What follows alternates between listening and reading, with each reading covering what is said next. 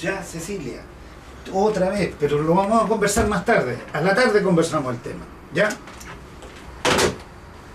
Don Martín, de nuevo con lo mismo. Sí, Cecilia, insistiendo en su llamado y me indica de que otra vez, fíjate que dice que no la amo. Apuesto que usted le ha dado de todo. Viajes, dinero, joyas, ropa. ¿Y cómo? ¿Qué puedo hacer con esto? La respuesta es tan fácil como un ladrillo, don Martín. ¿Un ladrillo? ¿Sí es? ¿Y para qué quiere Cecilia un ladrillo?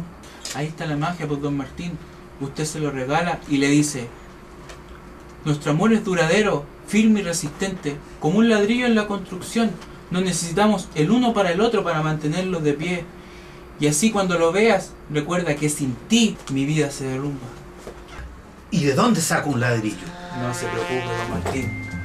Yo se lo vendo. Bueno, tráelo. Gracias, gracias. De nada, jefe.